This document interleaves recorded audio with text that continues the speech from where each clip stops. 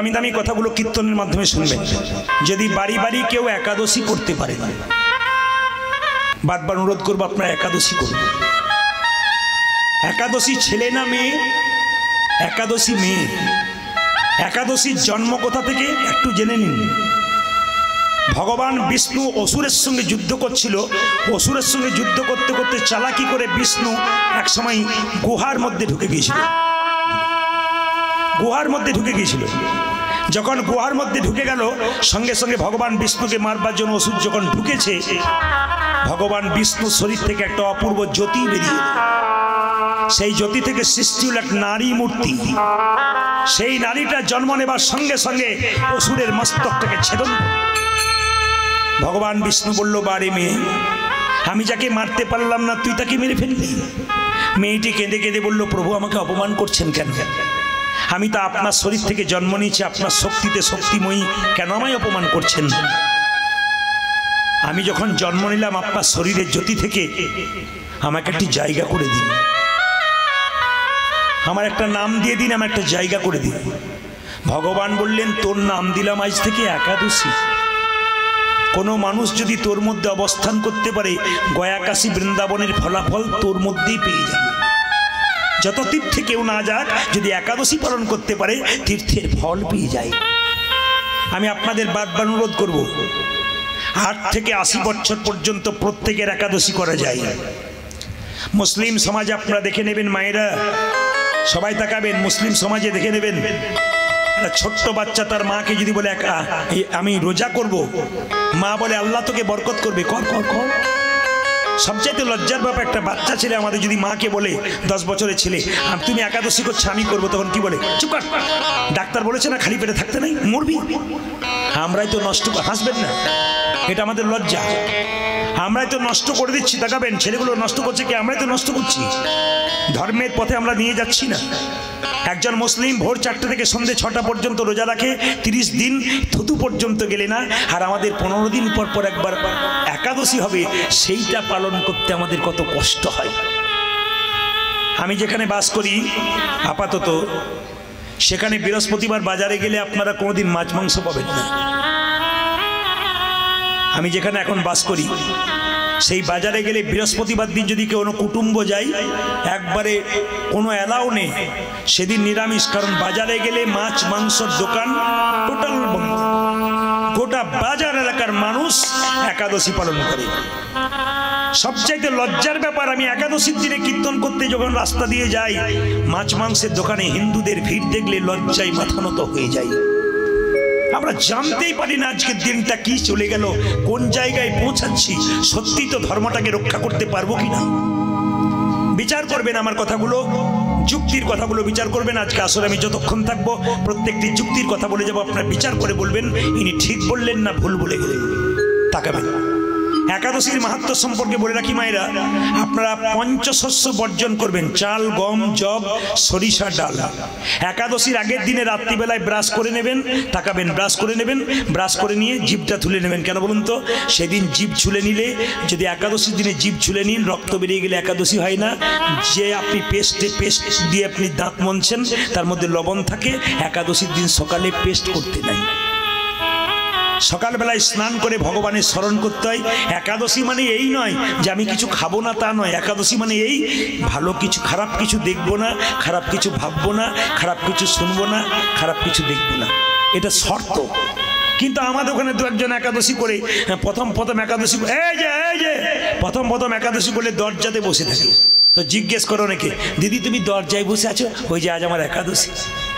মানে বুঝতে পারছেন তো, লোককে দেখাতে হবে আর কি। তা আপনাদের কাছে নিবেদন রইল, দেখিয়ে নয়, আপনি কাউকে অবজ্ঞা করবেন না। ধরুন আমি একাদশী করি, আপনি করেন না বলে আপনাকে অবজ্ঞা করবো না। আপনি যাতে করতে পারেন তার কথা বলবো। মহাপ্রভু কথা শিখিয়ে দিয়েছে। আমাদের সমাজে এমন লোক আছে নিরামিষ খায়, একাদশী করে, যারা আমিষ খায় তাদেরকে দেখতে পারে না।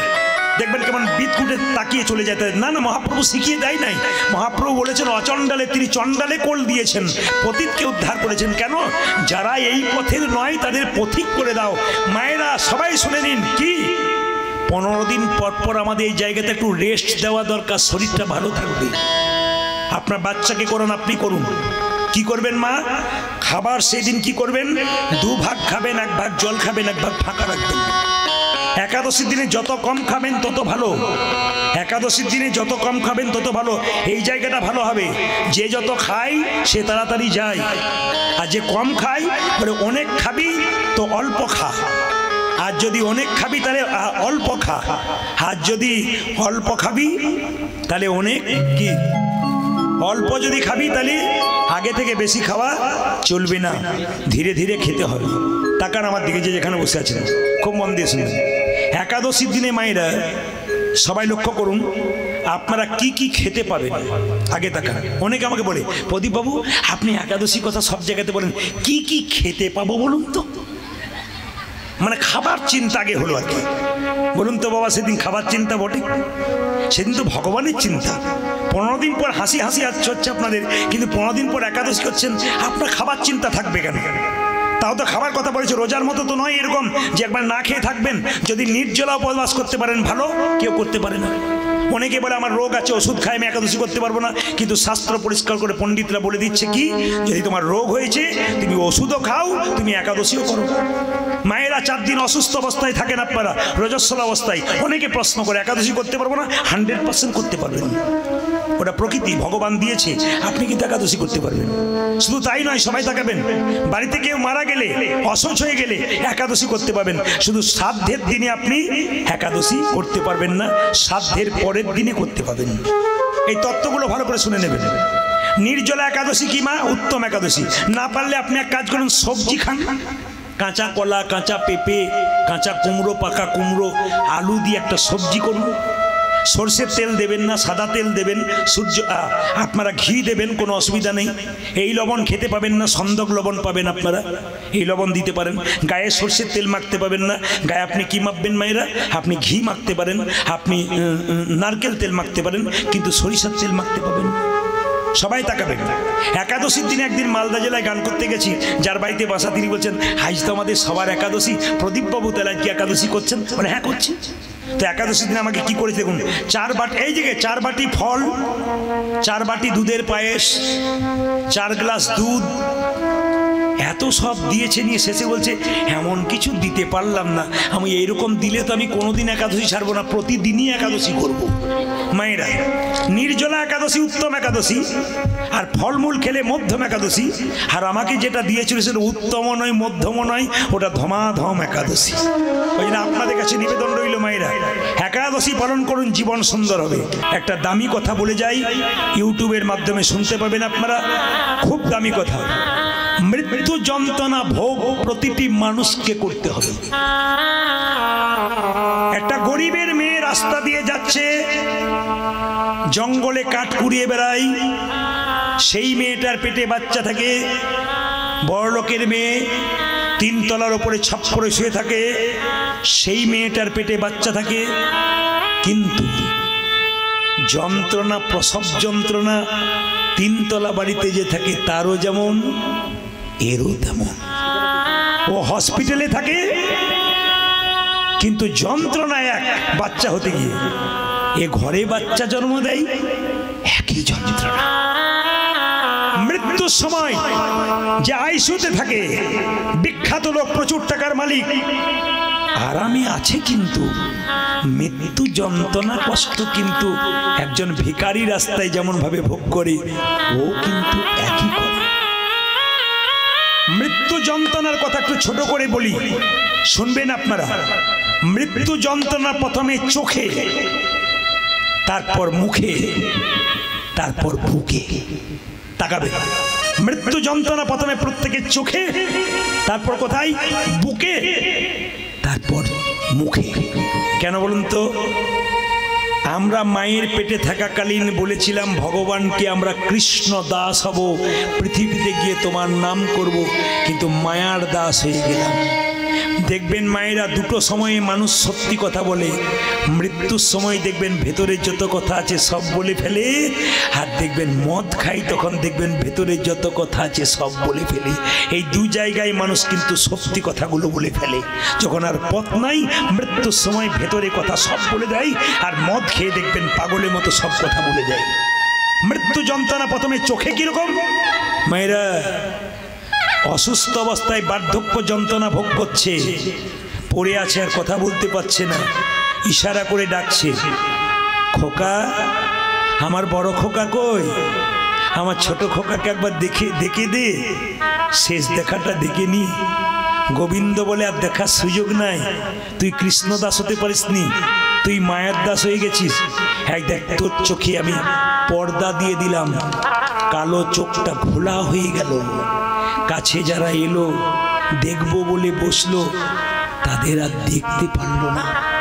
ভগবান চোখে একটা পর্দা দিয়ে দিল। দেখবেন কালো চোখটা ঘোলা হয়ে যায়, ছাই কালারের হয়ে যায়। কখন?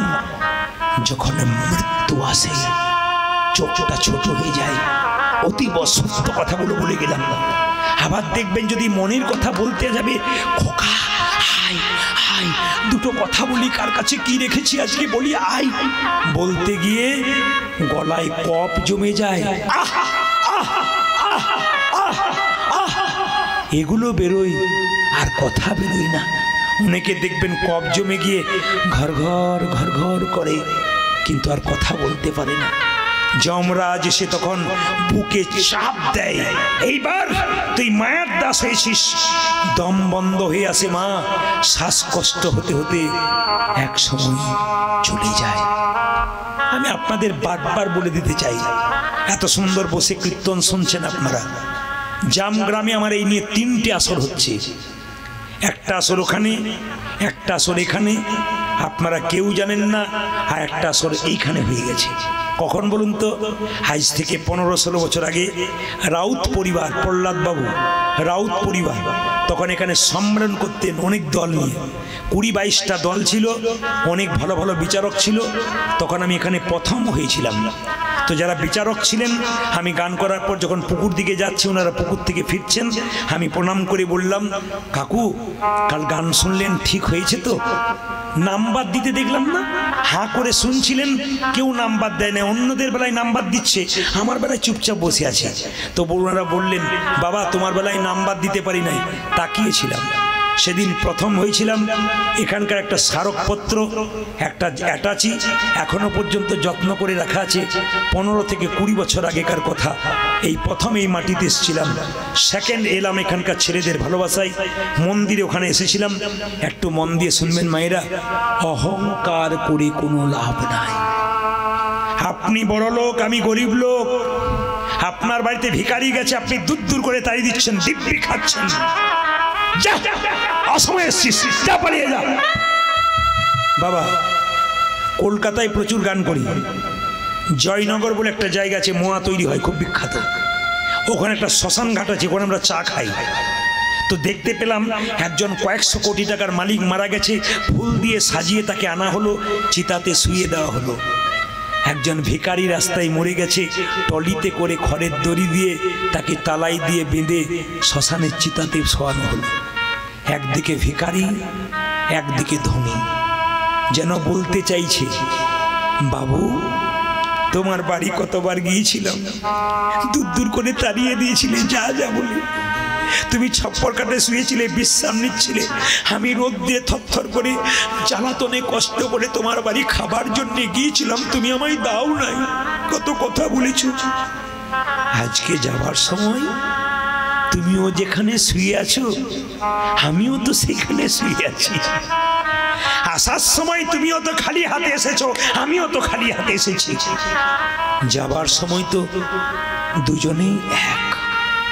তাকাবেন, মেয়েদের যখন বিয়ে হয়, আগেকার যুগে পালকিতে করে যেত, জোরে বলুন হ্যাঁ না না, 4 জন পালকিতে করে নিয়ে যেত, রাস্তা দিয়ে বিয়ে নিয়ে যাচ্ছে, বর কোণে নিয়ে যাচ্ছে। তাকাবেন, যখন একটা রাস্তা দিয়ে পালকিতে করে একটা নতুন বউ নিয়ে যাচ্ছে মা, 4 জন কাঁধে নিয়ে নতুন বউ, সিঁথিতে সিঁদুর, বেনারসি শাড়ি, এখানে ফুলের মালা, তার পাশ দিয়ে একটি মরা নিয়ে যাচ্ছে মাচাতে করে, বাঁশের মাচাতে করে।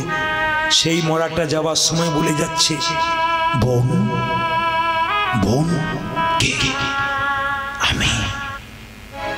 আমি চললাম শ্মশানে, তুমি চললি নতুন সংসারে। আমাকে দেখে শিখে নাও, তোমার গলায় মালা, আমারও গলায় ওরা কিনে এনে মালা পরিয়েছে। তোমার স্মৃতিতে টকবগে সিঁদুর সংসারে চললে, আমার স্বামী রেখে আমি চললাম, আমার বাড়ির লোক আমাকে টকবগে সিঁদুর দিয়ে দিয়েছে। আমার শরীরে একটা নতুন কাপড় দিয়ে দিয়েছে। বোন, তোমার হলো শুরু, আমার হলো শেষ। শুধু একটা কথা মনে রেখো, সংসার করতে করতে তুমি নতুন সংসারে যাচ্ছ আনন্দ করি, আমি সংসার ছেড়ে যাচ্ছি বিরহ দিয়ে। একদিন তোমাকেও কিন্তু এই সংসার ছেড়ে আমার মতো বাঁচাই চেপে যেতে হবে। সংসারের নিয়ম, আসার যাওয়া। বারবার বলবো আপনাদের কাছে, তীর্থস্থানে যাবার পয়সা অনেকে থাকে না। তীর্থস্থানে যাবার পয়সা থাকলে অনেকে যেতে পারে না সময়ের অভাবে। যদি কেউ যেতে না পারেন, ঘরে বসেই তীর্থের ফল পাবেন। কিছু কিছু কাজ করলে, শুনবেন একটা একটা করে, ঘরে বসেই তীর্থের ফল পাবেন কিছু কিছু কাজ করলে। কি কি? ধরুন আপনাদের জাম গ্রামের কোন একজন ব্যক্তি, বয়স্ক মানুষ, তিনি গেছেন গয়া কাশী বৃন্দাবন, ফিরলেন, আপনি শুনলেন, বাড়ি ফিরলেন, আপনি তাকে প্রণাম করবেন, গিয়ে আশীর্বাদ করবে আপনার মাথায়, আপনি কিছুটা ফল পেয়ে যাবেন। আপনার বন্ধু গেছে তীর্থে, ফিরে এলো, কিরে গেছিলি, আই একটা আলিঙ্গন করি, তীর্থের ফল পেয়ে গেলেন।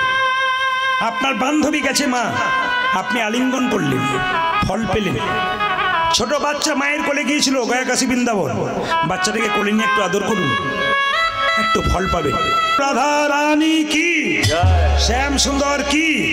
বাবা এতক্ষণ ধরে কীর্তন শুনলেন, একবার সবাই মিলে বলুন রাধা রানী কি। আজকে একটু খুশি এই কারণে, গতবার ওখানে আশ্রমে এসেছিলাম, মাইক সেট প্রচণ্ড খারাপ, কিন্তু এই সেটটি হলে খুব ভালো হতো, খুব সুন্দর সেট এবং সুন্দর বাজাচ্ছে, দারুণ। আমি ওখান থেকে শুনতে পাচ্ছিলাম এই গ্রামেরই সেট, অথচ ওখানে কোনো কারণে দেয়নি, কিন্তু একে দিলে ওখানে মানে আরও সুন্দর হতো। ওখানে ক্যামেরা করতে এসেছিলো আমার ছেলেরা, কিন্তু ঘুরে গেছে, এত সাউন্ড খারাপ আর কি। তো এখানে কিন্তু সুন্দর সাউন্ড দিয়েছে, ধন্যবাদ জানাই, খুব সুন্দর সাউন্ড। সবার কাছে নিবেদন রইল, মায়েরা যে যেখানে বসে আছেন একটু মন দিয়ে শুনবেন। হিন্দু সমাজে কিছু কিছু ভুল আছে, একটু আপনাদের বলে যান, একবার জোরে বলুন রাধা রানী কি, শ্যাম সুন্দর কি, মদন মোহন কি। আচ্ছা বাবা এই দিন আমাদের দেখবেন কিছু ভুল আছে, আপনাদের এই এলাকায় আছে কিনা জানি না, অনেক এলাকায়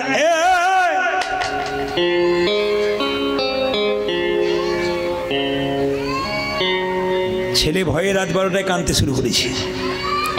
আচ্ছা আচ্ছা বেশ বেশ বেশ। আমাদের দেখবেন মাংসের দোকান করা হয় বাজারে বাজারে, সব মাংসের দোকান নয়, কিছু কিছু দোকানের লেখা থেকে দেখবেন শ্রীকৃষ্ণ ব্রয়লার সেন্টার, থাকে না? জোরে বলুন হ্যাঁ না, থাকে না? কাটা 230, গোটা 110, ভগবানের নামে কি মাংসের দোকান। আবার তাকাবেন জুতো চটির দোকান করে, তারপর ওপর এলাকা থেকে চৈতন্য শু হাউস, তাকাবেন কি লেখা থাকে, চৈতন্য শু হাউস। যে লিখেছে তারও জ্ঞান নাই, আর যে কিনে নিয়ে যাচ্ছে তারও জ্ঞান নাই। কেন বলুন তো? জুতোর প্যাকেটের ভেতরে জুতো ভরা আছে, ওপরে লেখা আছে চৈতন্য শু হাউস, ওপরে চৈতন্য নিচে জুতো, এর চাইতে লজ্জার কি হতে পারে? না না, জুতোর দোকান করুন, নামটা এমন দিন যেন চটির ওপরে ভগবানের নাম লেখা না থাকে। এইদিকে তাকাবেন, এইদিকে তাকাবেন, হাসি নয়, এ কিন্তু খুব কারেক্ট কথা। আরো কথা বলে রাখি, বাড়িতে অতিথি এলে কি বলি মায়েরা? জোরে বলুন, অতিথি কি নারায়ণ না কি বলুন? জোরে বলবেন, অতিথি কি মায়েরা? জোরে বলুন, অতিথি কি? আর বলবেন না, রাত হয়েছে, ঘুম আসছে, আপনি তখন জ্বালাচ্ছেন আপনাদেরকে। অতিথি কি নারায়ণ। আচ্ছা এবার বলুন, যদি বাড়িতে 4 জন অতিথি এলো,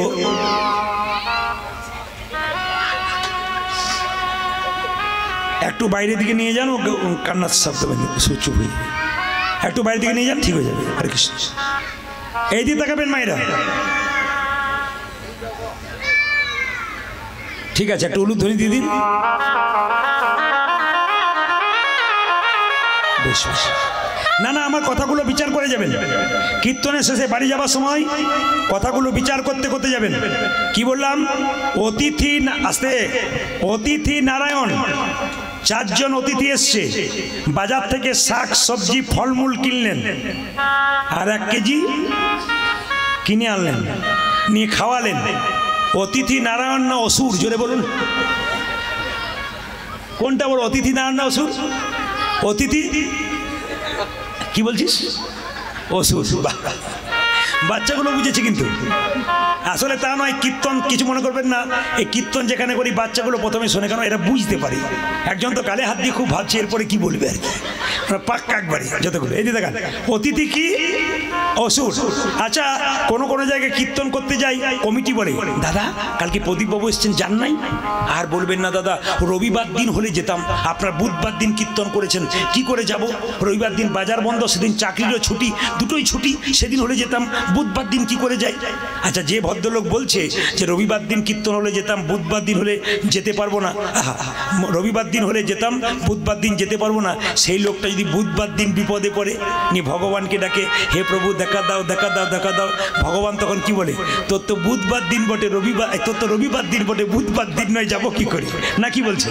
না, বিচার করে বলবেন, তোর তো রবিবার দিন, বুধবার দিন যাবো কি করে নাকি?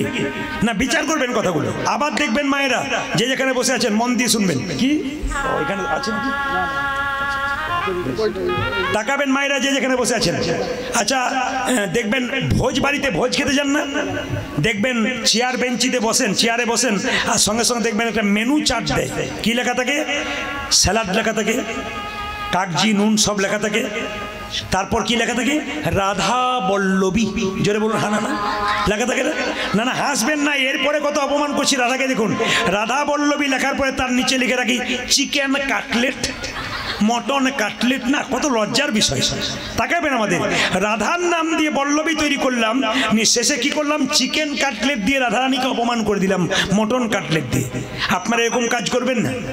রাধারানীর নাম দিয়ে যা কিছু তৈরি করবেন, পবিত্র জিনিস করুন, যেন ভক্তি জন্মায়।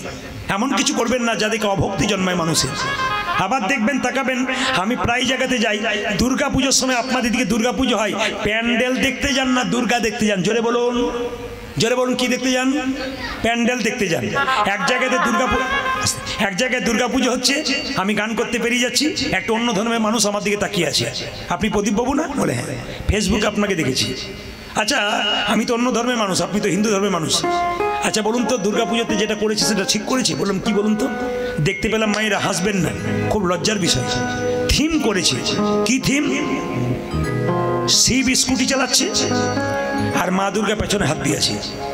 অন্য ধর্মের লোকটা আমাকে খোঁচা দিয়ে বলল, খুব তো কীর্তন করে বেড়ান, লোককে বোঝাচ্ছেন, আমাকে একবার বুঝিয়ে দিন তো, আপনাদের কোন শাস্ত্রে লেখা আছে শিব স্কুটি চালাচ্ছে, দুর্গা পেছনে হাত দিয়ে বসে আছে?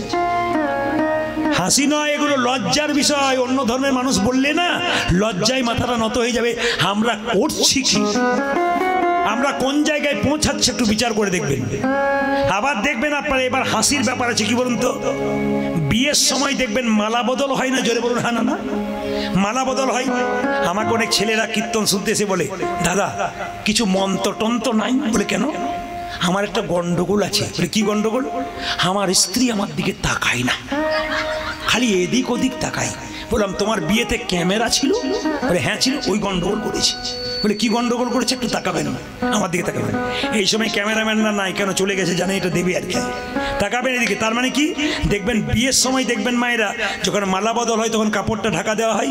মেয়েটি যখন মালাটি ছেলেটির গলায় পরাচ্ছে, তখন শুভ দৃষ্টি হয়, মানে প্রেমের নয়নে, ভালোবাসার নয়নে ছেলেটাকে মালাটা পরাতে যাচ্ছে। মেয়েটা যখনই পরাতে যাচ্ছে এরকম করে, তখন পাশ থেকে একজন ক্যামেরাম্যান হচ্ছে, এইদিকে এইদিকে এইদিকে। শুভ দৃষ্টিটা কোন দিকে হলো?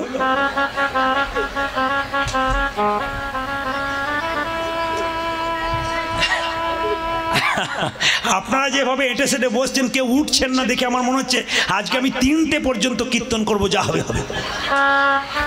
3টে মানে ভোর 3টে বলি নাই, 3 ঘন্টার কথা বলেছি। আরো কখন পেরিয়ে চলে গেছে আপনারা বুঝতে পারেননি। যেমন রাধা মাধব কি, শ্যাম সুন্দর কি, আর গাইব কি?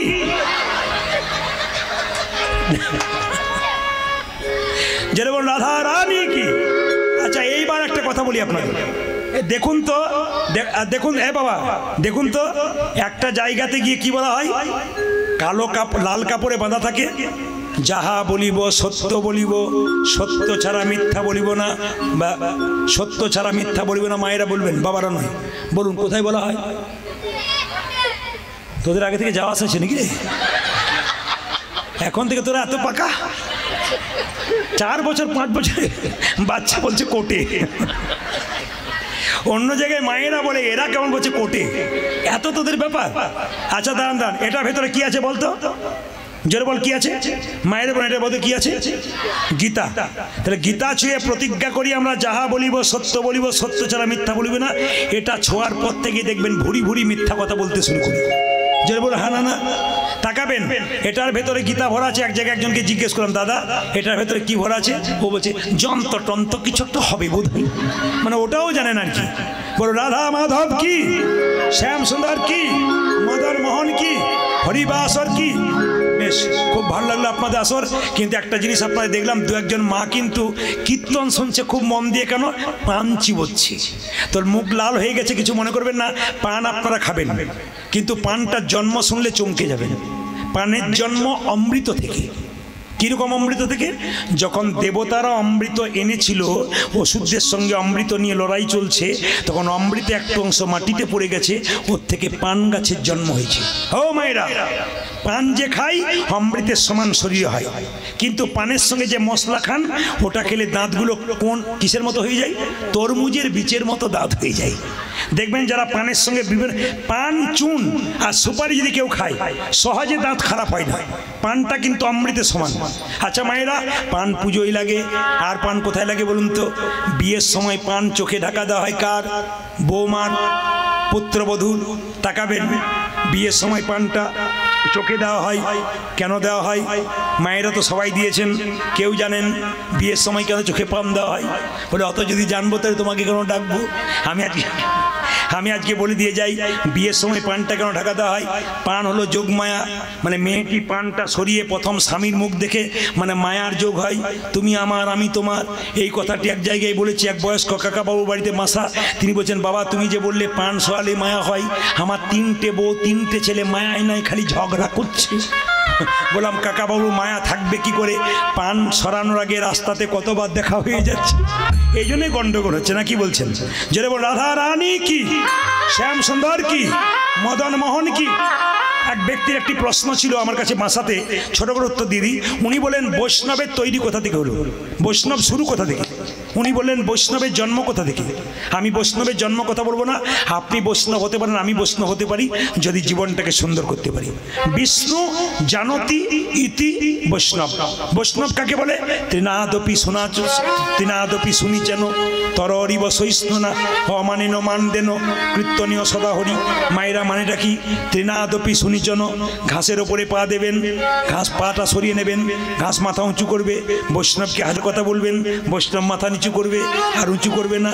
তরিব সহিষ্ণু না, গাছকে কাটবেন, গাছ যতক্ষণ না মাটিতে পড়ছে ফল দান করবে, ছায়া দান করবে। বৈষ্ণবকে যতই আঘাত করুন, তিনি যতক্ষণ না মাটিতে পড়ছেন, তিনি আপনাকে হরিনাম দান করবেন। নদী জল দেয় নিজের জন্যে নয়, অপরের জন্যে। গাছ ফল দেয় নিজের জন্যে নয়, অপরের জন্যে। বৈষ্ণব নাম দেয় নিজের জন্যে নয়, সারা জগতের জন্যে। বৈষ্ণবের বশ কৃষ্ণ সর্বশাস্ত্রে কয়, এই সব জানি রহ বৈষ্ণবের আশ্রয়। মায়েরা, বৈষ্ণবের আশ্রয় নিতে হবে।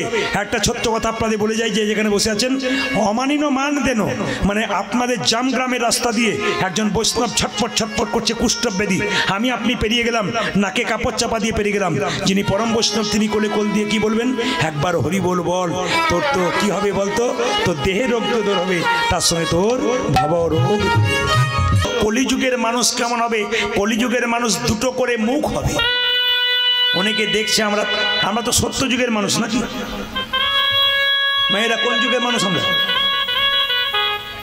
মানে শুনতে এসছি, তোমার ভাগ্য ভালো বৃষ্টিতে।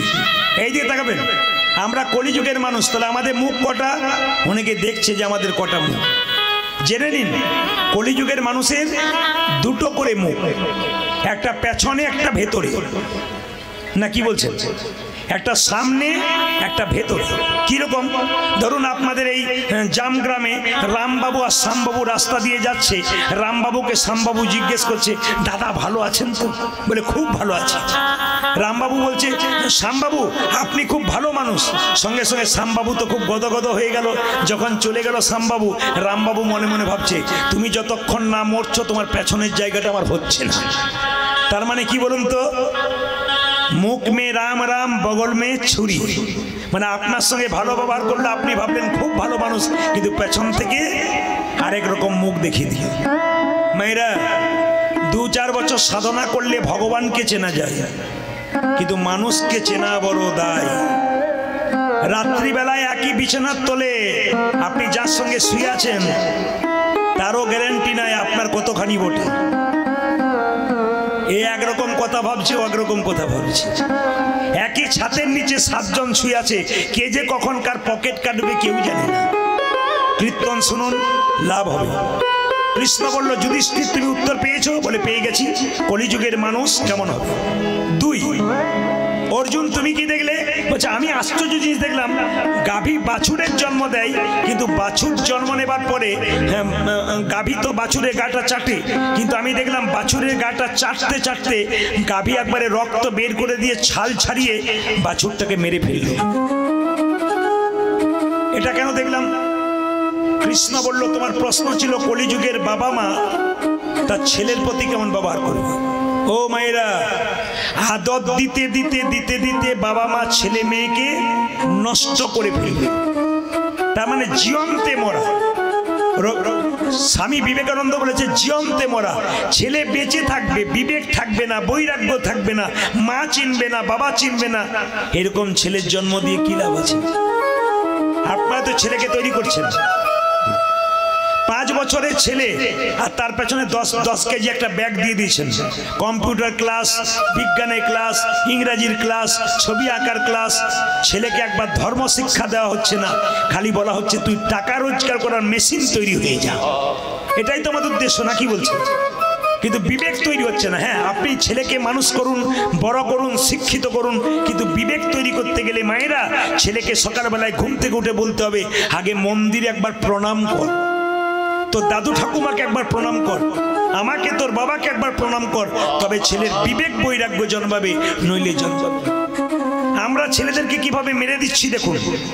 আমার পাশের বাড়িতে একটা 25 বছরের মেয়ে তার 4 বছরের ছেলেকে বলছে, খোকা স্কুলে চললি, টিফিন বাক্সে খাবার দিলাম, কাউকে দিবি না, নিজে খাবি, কাউকে দিবি না, দিলে তোর একদিন কি আমার একদিন। কষ্ট করে রান্না করে দেবা, তুই লোকের ছেলেকে দিবি?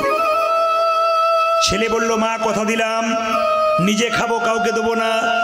ছেলে বড় হলো, চাকরি করলো, বিয়ে হলো, নিজে খেলো, তার মা বাবাকেই দিল না।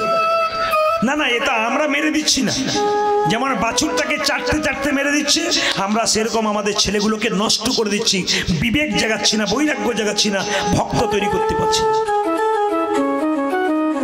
সঙ্গে সঙ্গে বললো, তোমার উত্তর হয়েছে? বলে হ্যাঁ। ভীম তুমি কি দেখলে? বলছে আমার প্রশ্ন ছিল কলিযুগের ধর্মাচরণ কেমন হবে, সাধুগুলো কেমন হবে। বলছে শোনো, তুমি কি দেখেছো? দেখলাম একটা নদীতে একটা মরা জীব জন্তু ভেসে আসছে, একটা পাখি তাকে খুঁটে খুঁটে খাচ্ছে, কিন্তু পাখিটার গায়ে হরে কৃষ্ণ নাম লেখা। পাখিটার গায়ে হরে কৃষ্ণ নাম লেখা। এটা কেন দেখলাম? বলছে শোনো, কলিযুগে যত সাধু হবে তার মধ্যে কিছু কিছু সাধু গেরুয়া বস্ত্র পরবে, তিলক নেবে, শিখি নেবে, তোমার দরজায় নিতাই গৌর হরিবোল বলে দাঁড়াবে, খোঁজ খবর নিয়ে দেখবে গায়ে হরি নাম লেখা, কিন্তু চুরি করেছে, ডাকাতি করেছে, 10-12টা মার্ডার করেছে, তারপর আপনার দরজায় সাধু সেজে বসে আছে। সবাই নয়, কৃষ্ণ বলল কিছু কিছু। মায়েরা তাহলে প্রশ্ন করবেন, প্রদীপ বাবু কাল থেকে কোনো সাধু দরজায় এলে প্রণাম করবো না? যে কোনো সাধু দরজায় এলে তাকে 3 বার প্রণাম করবেন। প্রশ্ন করবেন, একবার করলে হতো না? না, 3 বার করবেন। কেন করবেন না? সাধু বাবাটি যে গেরুয়া বস্ত্র পরেছে, সাধু বাবাকে নয়, ওই গেরুয়া বস্ত্র ত্যাগের প্রতীক, ওই ত্যাগের প্রতীক গেরুয়া বস্ত্রকে একটি প্রণাম দাও। দ্বিতীয় প্রণাম কেন দেবে? আমরা যারা সংসারী মানুষ 10 দিন বাইরে গেলে ছটফট করি বাড়ি যাবার জন্যে, সাধুটি চুরি করুক, ডাকাতি করুক, ওই যে নিজের ঘর বাড়ি ত্যাগ করেছে, এই ত্যাগের জন্য তাকে একটি প্রণাম দাও। তিন নম্বর প্রণাম কেন দেবে মায়েরা? দরজার সামনে কারো হরিনামের ধ্বনি হয়নি, সাধুটি চুরি করুক ডাকাতি করুক, ওই যে নিতাই গৌর হরিবোল বলেছে, সাধু বাবাকে নয় হরিবোল ধ্বনিটাকে একটি প্রণাম। আচ্ছা বেশ বেশ বেশ বেশ বেশ। হ্যাঁ নকুল, তোমার কি প্রশ্ন ছিল? বলছে আমার প্রশ্ন ছিল এই দেখো যে কলিযুগে ছেলেরা তার বাবা মায়ের সঙ্গে কেমন ব্যবহার করবে। বাহ, খুব ভালো প্রশ্ন। তুমি কি দেখেছো? বলছে আমি রাস্তা দিয়ে যেতে যেতে দেখলাম ফোয়ারা। ফোয়ারা মায়েরা ফোয়ারা চেনেন? বিয়ে বাড়িতে দেখেছেন? এক গর্তের জল 3 নম্বরে দেখতে পেল 3টে গর্ত। নকুল দেখতে পেল 3টে গর্ত। 1 নম্বর গর্তের জল উপচে পড়ছে 3 নম্বর গর্তে, আর 3 নম্বর গর্তের জল উপচে পড়ছে 1 নম্বর গর্তে। মাঝখানে গর্তটা ফাঁকা, বসে বসে দেখছি। নকুল বললে এটা কেন দেখলাম? 1 নম্বর গর্তের জল 3 নম্বরে, 3 নম্বর গর্তের জল 1 নম্বরে, মাঝখানটা ফাঁকা কেন? সঙ্গে সঙ্গে কৃষ্ণ বলল শোনো, তোমার প্রশ্ন ছিল কলিযুগের ছেলে মেয়েরা তার বাবা মায়ের সঙ্গে কেমন আচরণ করবে। বুঝে শোনো, 1 নম্বর গর্তের জল 3 নম্বর গর্তে, 3 নম্বর গর্তের জল 1 নম্বর গর্তে কেন? এই কলিযুগে যত ছেলের বিয়ে হবে তাদের আদর ভালোবাসা যাবে শ্বশুর শাশুড়ির উপরে, আর শ্বশুর শাশুড়ির আদর ভালোবাসা যাবে জামাইয়ের উপরে, আর মাঝখানটিতে মা বাবা বসে বসে দেখবে। আপনাদের জামগ্রামে নাই, জামগ্রামে ওরকম ছেলে নাই, সব ছেলে ভালো ভালো মুচকি মুচকি হাসছে, বলে গিয়ে দেখবেন কি হয় আর কি। তো তাকান আমার দিকে, যে যেখানে বসে আছেন, মানে সব জায়গাতে এই রোগ আছে না, কি বলছেন? তা আপনাদের কাছে নিবেদন রইল, সহদেবকে কৃষ্ণ বলল তোমার কি প্রশ্ন ছিল? সহদেব বলছে আমার একটা প্রশ্ন ছিল, ওই যে বললাম যে কলিযুগের মানুষ পাহাড় সমান পাপ করবে, পাপ থেকে মুক্তি পাবে কি করে? বলছে তুমি কি দেখেছো? বলে আমি তো আশ্চর্য জিনিস দেখলাম। বলে কি দেখলে? একটা পাহাড় থেকে বিরাট বড় পাথর গড়গড় গড়গড় করে পড়ছে খুব স্পিডে, গাছ ভেঙে দেবে, বাড়ি ভেঙে দেবে। চমকে গেলাম আমি দেখে, একটা ঘাসের ডগায় এসে আটকে গেল। এত বড় পাহাড় ঘাসের ডগায় আটকে গেল কেন? কৃষ্ণ বলল তোমার প্রশ্ন ছিল কলিযুগের মানুষ পাহাড় সমান পাপ করলে কিসে মুক্তি পাবে? ওই ঘাসটা হচ্ছে হরিনাম, আর পাহাড়টা হচ্ছে আমাদের পাপ। কলিযুগের মানুষ সংসারে থেকে পাহাড় সমান পাপ করলে কেউ যদি খাইতে শুইতে যথাতথা হরিনাম নামক একটু ঘাসের টুকরো নিতে পারে, নিতাই গৌর হরি বলবো। উত্তরগুলো পেয়ে তারা খুব খুশি হয়ে গেল। রাধে রাধে। আমি যখনই বলবো জোর সে বলনা পড়েগা, জোরে বলুন, প্রেম সে বলিয়ে, প্রেম সে বলিয়ে। মেয়েরা কাল একজন একজনকে দেখলে কি বলবেন? জোরে বলুন, বাহ, একটু জোরে বলুন, কি বলবেন? রাস্তা দিয়ে পেরোবেন কি বলবেন? সেবা করবেন কি বলবেন? মন্দিরে ঢুকবেন কি বলবেন? স্বামী স্ত্রীতে ঝগড়া হবে কি বলবেন? দেখবেন বিবাদ থাকবে না, শুধু রাধা নামেই সব কিছু দূর হয়ে যায়। যেটা বল রাধা রানী কি, শ্যাম সুন্দর কি, মদন মোহন কি। সবার কাছে নিবেদন রইল, বৃষ্টিতে একটু বাধা দিয়েছে, আমাদের মনকে নষ্ট করেছে। আপনাদের সামনে নিবেদন রইল যে যেখানে বসে আছেন, সব সুযোগ প্রত্যেক দিন মেলে না, ভগবানের কৃপাতে সুযোগ মেলে। আজ যখন সুযোগ মিলেছে, ছোট্ট করে আমি লীলার মধ্যে যাব। লীলাটির নাম আপনারা অনেকেই চেনেন জানেন, সেটা হচ্ছে অদ্বৈত প্রভুর দ্বিতীয় জন্ম। অদ্বৈত প্রভুর দ্বিতীয় জন্ম, যাকে আপনারা বলেন দুঃখী কৃষ্ণদাস, যার আরেকটা নাম কি? প্রভু শ্যামানন্দ। বৃন্দাবনে গিয়ে রাধারানীর নুপুর পেয়েছিল, স্বয়ং রাধারানী তার কপালে নুপুর তিলক করে দিয়েছিল। ও মায়েরা, ভক্ত এমনি এমনি হওয়া যায় না, প্রচুর পরিশ্রম করতে হয়, তারপর ভক্ত হওয়া যায়। একটা মানুষ যখন চাকরি পায় তখন মাথায় রাখতে হবে সে দিনের পর দিন পড়াশোনা করেছে, আলোচনা করেছে, তারপর সেই জায়গায় পৌঁছেছে। এই জন্য ভক্ত হতে গেলে একটু মাথায় রাখবেন কত কষ্ট করতে হয়, তারপর গৌর গোবিন্দের কৃপা পাওয়া যায়। একটু মাথায় রাখবেন, আমি যে জায়গায় থাকবো আজকে বর্ধমানে নয়, বীরভূমে নয়, আজকে থাকবো মেদিনীপুরে। সবচাইতে বড় রেল স্টেশন কোথায় বলুন তো? খড়গপুর। জানেন তো আপনারা? খড়গপুরের পাশে, আমি কালকে ওই দিকে ছিলাম, ওখান থেকে আজ সকালে বাড়ি এসেছি, তারপর দুপুরবেলা এখানে এলাম। তা আপনাদের কাছে নিবেদন রইল, খড়গপুরের পাশে একটা গ্রাম আছে, তার নাম ধারেন্দা গ্রাম। ওই ধারেন্দা গ্রামে দুজন স্বামী স্ত্রী বাস করত। একজনের নাম কৃষ্ণ মণ্ডল, স্ত্রীর নাম দুরিকা দেবী। খুব মন দিয়ে শুনবেন ভাইরা, স্বামী স্ত্রীর সম্পর্কটা কেমন? স্বামী স্ত্রীর সম্পর্কটা এইরকম, যদি এইরকম হয় তবে সুখের হয়। কিরকম? চোখ কাঁদলে চোখ কাঁদলে হাত মুছিয়ে দেবে, আর হাত ব্যথা পেলে চোখ কাঁদবে। চোখ যদি কাঁদে জল পড়ে হাত কি করে মুছিয়ে দেয়, আর হাত যদি ব্যথা করে তবে চোখ কাঁদে। স্বামী স্ত্রীর সম্পর্ক হাত আর চোখের মতো, দুজন দুজনের পাশে ব্যথায় ব্যথিত হলে স্বামী স্ত্রীর সম্পর্ক ঠিক থাকে। আজকের কীর্তনে বড় দামি দামি মূল্যবান কথা বলবো, যদি একবার গেঁথে নিয়ে যেতে পারেন, জীবনে প্রয়োগ করতে পারেন, আপনার জীবন সুন্দর হবে। না কে বলেছে? তাকাবেন। দুরিকা দেবী কৃষ্ণমণ্ডল অভাব ছিল, স্বভাব নষ্ট হয় নাই। প্রতিদিন দরজায় দরজায় ভিক্ষা করত ভগবানের সেবার জন্য। এত অভাব কিন্তু কৃষ্ণ নাম ছাড়ে নাই। আমাদের একটু অভাব হয়ে গেলে ভগবানকে ছেড়ে দিই। একজন ব্যক্তি আমাকে কালকে বলে, ভগবানের কোনো বিচার নেই? বলে কেন? আমার ছেলে পরীক্ষায় ফেল করেছে। আমি বললাম কিছু মনে করবেন না, আপনার বাড়ি আছে? বলে হ্যাঁ। কতলা? 4তলা। গাড়ি আছে? বলে হ্যাঁ 2টো আছে। আপনার ছেলে আছে? বললাম তো ছেলেটা ফেল করেছে। আপনার জমি জায়গা আছে? বলে হ্যাঁ আছে।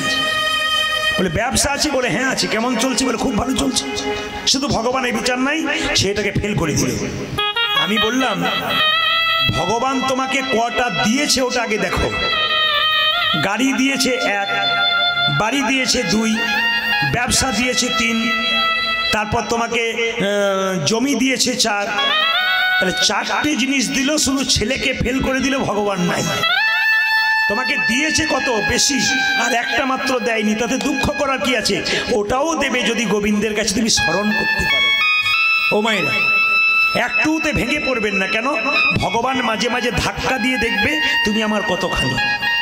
দুরিকা দেবীর এত অভাব, একদিন কৃষ্ণমণ্ডলকে বলল, স্বামী, জগন্নাথ নাকি জগতের নাথ, একবার জগন্নাথ মন্দিরে গিয়ে কিছু চাও। ভগবানের কাছে চাইলে ভগবান দেয়। এতদিন ধরে চোখের জলে ভগবানকে ডাকলে ভগবান কি দিল? শুধু পথের ভিখারি করে রেখে দিল। ডাকার মানে কি হলো? শুধু পথ। স্বামী বলে উঠল, চুপ করো। এতদিন তোমার সঙ্গে ছিলাম, ভালো লাগছিল, আজকে তোমাকে দেখে ভালো লাগলো না। বলে কেন? ওগো দুরিকা, ভগবানের কাছে চাইতে নাই। যে চাই সে অল্প পায়, আর যে চাই না এত পাই ভাবতেই পারে না। কৃষ্ণ সুদামা চরম বন্ধু ছিল, পরম বন্ধু। সুদামা কৃষ্ণের কাছে গিয়েছিল, 10 দিন ছিল, কিন্তু কৃষ্ণ বারবার সুদামাকে প্রশ্ন করে, তুই কেমন আছিস? এত অভাব দাও বলে আমি যা ছিলাম, তোকে দেখে আমি আরো ভালো হয়ে গেলাম। বেশ বেশ বেশ। তোর স্ত্রী কেমন আছে? খুব ভালো আছে। মায়েরা, এত অভাব বাড়িতে, ঘরের চাল ফুটে জল পড়ে, স্ত্রী ছেঁড়া কাপড় পরে, কৃষ্ণ বারবার জিজ্ঞেস করছে, তুই ভালো আছিস তো? তোর বাড়ি ঠিক আছে তো? তুই ঠিক আছিস? তোর স্ত্রী ঠিক আছে? একবারও বলছে না যে স্ত্রী ছেঁড়া কাপড় পরে আর আমার ঘর ফুটে জল পড়ে। এটা ভক্তের লক্ষণ। ভগবান বলল, সুদামা, লোকে আমার কাছে চাই, ছেলের চাকরি দাও, মেয়ের বিয়ে দাও, ওরা জানে না আমি যে অন্তর্যামী, আমি যে অন্তরের কথা জানি। কটা ছেলে কটা মেয়ে চাইবে কেন? আমি তো ভক্তি চাই। যদি কেউ আমায় ভক্তি সম্পদ দেয়, আমি তাকে কৃপা সম্পদ দিই। সুদামা কিছুই চাইল না, চলে গেল, ঠিক কথা। 10 দিন পর কৃষ্ণ বলল, একবার ফিরে গিয়ে দেখ। তুই চাইলি না তোর ঘরের ঘরটা রাজ অট্টালিকা হয়ে যাবে। তোর স্ত্রী ছেঁড়া কাপড় পরে বেড়াই, তোর স্ত্রী দেখবি রাজ রানী হয়ে যাবে। ওই জন্য বারবার বলবো, ভগবানের কাছে কেউ চাইবেন না। কারা কারা জগন্নাথ মন্দিরে গেছেন হাত তুলুন তো। বাহ। আচ্ছা, জগন্নাথের চোখটা গোল না পটল চেরা? জোরে বলুন। জোরে বলবেন। যে ঘুমাচ্ছে সে বলুন। চোখ আমার খুব খারাপ। জগন্নাথের চোখ গোল না পটল চেরা? জোরে বলুন। জগন্নাথের চোখ হচ্ছে গোল। আচ্ছা, জগন্নাথের চোখে পাতা আছে, পলক আছে? জগন্নাথের চোখে পলক নাই, জগন্নাথকে অনিমেষ বলা হয়, যার পলক থাকে না। তাকাবেন, কৃষ্ণের চোখ পটল চেরা, মাঝে মাঝে বিচার এদিক ওদিক হতে পারে, কিন্তু জগন্নাথ রূপে তিনি যখন এলেন তার চোখটা গোল। কেন? তার বিচার সমান। ভিখারি গেলেও যা, জমিদার গেলেও তা, রাজা গেলেও যা, প্রজা গেলেও তা, ব্রাহ্মণ গেলেও যা, শূদ্র গেলেও তা। জগন্নাথের কোনো বিচার নাই, সবাইকে সমান বিচার করে। এই জন্য জগন্নাথের আরেক নাম জগতের নাথ, চোখটা গোল করেছে। কৃষ্ণমণ্ডল ছুটে গেল জগন্নাথ মন্দির। জগন্নাথ দেবীকে প্রণামী করে বলে, জগন্নাথ, ওগো জগন্নাথ, তোমার কাছে কিছু চাইব না, যদি বা চাইব ভেবেছিলাম, কিন্তু চাইব না কেন? তোমার হাত নাই, তুমি আমায় দেবে কি? তোমার তো হাত নাই, তুমি আমায় দেবে কি? তোমার তো পা নাই, তুমি আমায় দেবে কি? তোমার তো পা নাই, তুমি আমায় দেবে কি? যার হাত নাই, পা নাই, তার কাছে চেয়ে কোনো লাভ নাই। এতদিন জগন্নাথ মন্দিরে গেছেন, এরকম কথা কেউ বলতে পেরেছেন? পাকা পাকা ভক্ত না হলে ভগবানকে বলতে পারে না এরকম কথা। জগন্নাথ মন্দিরে গিয়ে বলছে, ওগো জগন্নাথ, তোমার হাত নাই, তুমি দেবে কি? তোমার পা নাই, তুমি দেবে কি? তোমার কাছে চেয়ে লাভ কি? জগন্নাথ আকাশবাণী করে বলল, কৃষ্ণমণ্ডলী, আমার হাত নাই এ কথা ঠিক, এ হাতে তোদেরকে দিলাম কর্ম করার জন্য। আমার পা নাই, এ পা তোদেরকে দিলাম কেন জানিস? এক জায়গা থেকে অন্য জায়গা কর্ম করতে যেতে হবে বলে আমার পা নাই, সেই পা তোদেরকে দিলাম। সবাই তাকান, দুর্গা দেবীকে চিৎকার করে বললেন, দুর্গা দেবী, দুর্গা, স্বামী এসেছো? হ্যাঁ। ও মায়েরা, তীর্থস্থান থেকে স্বামী এলো কৃষ্ণমণ্ডল। সবাই তাকান, কি করলো? তাড়াতাড়ি জল এনে পাটা ধুয়ে দিল, গামছা দিয়ে মুছিয়ে দিল। তীর্থস্থান থেকে কেউ এলে তার পায়ে ধুয়ে দিতে হয়, গামছা দিয়ে মুছে দিতে হয়। সঙ্গে সঙ্গে প্রণাম করলো দুর্গা দেবী। শুধু সেই দিন প্রণাম করে তা নয় মা, প্রতিদিন স্বামী সকালবেলায় ঘুম থেকে উঠলে দুর্গা দেবী প্রণাম করে। আপনি এতজন মা কীর্তন শুনতে এসছেন, কে কে প্রতিদিন সকালে স্বামীকে প্রণাম করেন? হাত তুলে দেখান দেখি। কেউ করে না। বাজ পড়ার মতো হয়ে গেল আর কি। দু চারজন তুলে দিয়েছিল, তারপর দেখলো কি বললো বুঝতে পারলাম না। কাল সকাল এদিকে সকালবেলায় ঘুম থেকে উঠে যে স্বামীকে প্রণাম করে, সে হচ্ছে সতী নারী। আপনার কারা কারা প্রণাম করেন? দাদারা মনে মনে ভাবছেন এতদিন পরে আপনি আমাদের হয়ে বলেছেন, কেউ বলি না। তবে এক কাজ করুন মায়েরা, আজকে কীর্তন শুনে কাল সকাল থেকে সবাই স্বামীকে প্রণাম করবেন, আর দাদা ভাইরা সব পাগুলো একটু ধুয়ে মুছে শোবেন, কাল আপনাদের প্রণাম হবে আর কি। আসলে তা নয় মায়েরা, আপনার স্বামীর সঙ্গে আপনার কি সম্পর্ক একটু বলে দিই, তাকাবেন আমার দিকে। আপনার স্বামী আপনার কে হয়? জোরে জোরে হ্যাঁ হু দেবেন। কি? আপনার স্বামী আপনার গুরু হয়? জোরে বলুন, দাঁড়ান শুনি, জোরে বলুন, গুরু হয়? হ্যাঁটা বলছে কিন্তু খুব আনন্দ করে বলছে না। আপনার স্বামী আপনার গুরু হয়? জোরে বলুন, হয়? দাদারা বলছে কি যে হয় বাড়ি না গেলে বুঝবেন না, একবার যান তারপর বুঝবেন। মানে গুরু হয় না রচনা হয়? রচনা মানে বুঝতে পারছেন কোনটা হয়? ও মায়েরা, আপনার স্বামী আপনার দেবতা হয়? দাদারা বলছে তাহলে তো হয়েই গিয়েছিল। আপনার স্বামী আপনার রোগের ওষুধ হয়? আপনার স্বামী আপনার বাবা হয়? না না, ভয় খেয়ে যাচ্ছেন তো, আমি তত্ত্ব দিয়ে বুঝিয়ে দেবো। আমার কথাগুলো শুনতে নারকেলের মতো, ভেতরে কিন্তু শ্বাস জল আছে। তাকাবেন এদিকে, আপনার স্বামী আপনার কে হয়? তাকান, বাবা হয়, ছেলে হয়, ভাই হয়। এ কথা আমি বলি নাই, বিষ্ণুপ্রিয়া বলেছে। কাকে বলেছে? নিমাইকে বলেছে। নিমাই যখন সন্ন্যাস নেবে, বিষ্ণুপ্রিয়াকে বলছে, প্রিয়া তুমি বাপের বাড়ি চলে যাও। বিষ্ণুপ্রিয়া বলেছে, স্বামী এটা কি বাপের বাড়ি নয়?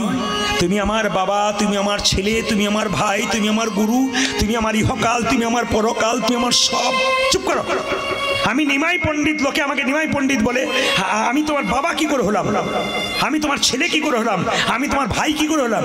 বিষ্ণুপ্রিয়া বলল, স্বামী তুমি যেমন পণ্ডিত, আমিও তো পণ্ডিতের মেয়ে। আমার বাবার নাম সনাতন মিশ্র, আমি বাবার কাছ থেকে শিখেছি স্বামী কখন বাবা হয়, স্বামী কখন ছেলে হয়, স্বামী কখন গুরু হয়। এখানে কারা কারা ঠাকুরের শিষ্য আছেন হাত তুলুন তো। অনুকূল ঠাকুরের কেউ কেউ আছেন অনুকূল ঠাকুরের শিষ্য? অনেক জায়গায় থাকি। ঠাকুর অনুকূল চন্দ্র প্রেমময় বলেছেন, মেয়েদের পেটে বাচ্চা থাকলে কয়েকটা নিয়ম পালন করলেই কৃষ্ণ ভক্ত হওয়া যায়। কি কি নিয়ম মায়েরা এদিকে তাকাবেন। পেটে বাচ্চা থাকলে কোনো মেয়ে যদি প্রতিদিন স্নান করে ভগবানের মন্দিরে প্রার্থনা করতে পারে, প্রভু ছেলে হোক আর মেয়ে হোক যেন কৃষ্ণ ভক্ত হয়। বারবার আপনার আবেদন যদি ভগবানের চরণে থাকে, নিবেদন হবে আপনার কাছে। 2, মন্দিরে আপনি তুলসী মন্দিরে জল দেবেন, 4 বার পরিক্রমা দেবেন। অনেক মেয়েরা আমাকে ফোন করে বলে, আমার শাশুড়ি মা বলেছে পেটে বাচ্চা থাকলে মন্দিরে যাবি না, তুলসী গাছে জল দিবি না। প্রদীপবাবু এবারে কি করবো, আপনার কথা নেবো না শাশুড়ির কথা নেবো? আমি তাকে একটাই প্রশ্ন করে ছেড়ে দিই, পেটে বাচ্চা থাকলে ডাক্তারের কাছে যাবে না পাড়ার লোকের কথা শুনবে? কোনটা? তুমি তো ডাক্তারের কাছে যাবে। যারা শাস্ত্র নিয়ে পড়াশোনা করে তাদের কাছে জানতে হবে, যাত্রার কাছে জেনে নিলে হবে না। ভুল ধারণাটাকে ভেতরে ঢুকিয়ে রাখলে হবে না। পেটে বাচ্চা থাকলে ভগবানের নাম শুনলে কৃপা হয়। পেটে বাচ্চা থাকলে মহাপুরুষের ছবিতে প্রণাম করতে হয়। মনোবিজ্ঞানীরা বলছে ঈশ্বরচন্দ্র বিদ্যাসাগর, রবীন্দ্রনাথ, বিবেকানন্দের ছবিতে প্রণাম করলে আপনার পেটে যে বাচ্চা আছে যদি প্রণাম করেন তাদের ভাব কিছুটা আপনার বাচ্চার মধ্যে বর্তাতে পারেও পারে। তাকাবেন আমার দিকে, খুব মাথায় রাখবেন, মন দিয়ে শুনে নেবেন যে যেখানে বসে আছেন। পেটে বাচ্চা থাকলে শ্রীমদ্ ভাগবত গীতা পড়বেন 2-4 লাইন। কিছু খাও আর না খাও, পারলে খাও একটু তিতা, কিছু পড়ো আর না পড়ো, জীবনে পড়ো একটু গীতা। তিতা যেমন শরীরের পক্ষে ভালো, গীতা সেরকম ভবপারের পথটা পরিষ্কার করার জন্য ভালো। এই জন্য গীতা আর তিতা দুটো কিন্তু খুব দামি জিনিস। তাকাবেন আমার দিকে মায়েরা। তো সবাই লক্ষ্য করুন যে যেখানে বসে আছেন, দেখবেন শাস্ত্রের দিকে গেলে দেখবেন আপনারা অর্জুনের স্ত্রীর নাম কি ছিল? সুভদ্রা। তার পেটে কে ছিল? অভিমন্যু। সুভদ্রা কানে অর্জুন কি করেছিল না চক্রগুয়ে ঢোকার গল্পটা বলেছিল, মা শুনেছিল। মা যখন ঘুমিয়ে গেল, বেরোবার গল্প করতে গেছে, মা ঘুমিয়ে গেছে, অভিমন্যু যুদ্ধক্ষেত্রে ঢুকলো, বেরোতে পারলো না চক্রগুয়ে, মায়ের জন্য। এখনকার দিনে কিছু মনে করবেন না, আপনাদের এখানকার জন্য বলি না, আমাদের ওখানে মেয়েদের পেটে বাচ্চা থাকলে ডাক্তারের কাছে যাই, আর ডাক্তার প্রথমে তাকে নির্দেশ দেয় বাড়ি যাও, ছপ পরে শুয়ে থাকো, ঘাড়ে বালিশ পায়ে বালিশ নিয়ে। মেয়েটি বলে যদি শুয়ে থাকবো পেটের বাচ্চা মোটা হবে তখন কি করব? বলে সিজার করব আমি, তোমার যা হবে হবে, টাকা তো আমার হবে। তো মেয়েরা কি করে? মা শুয়ে থাকে তো কি করবেন? এইদিকে তাকাবেন, স্ক্রিন টাচ মোবাইল দেখে দেখে সময় কাটায়।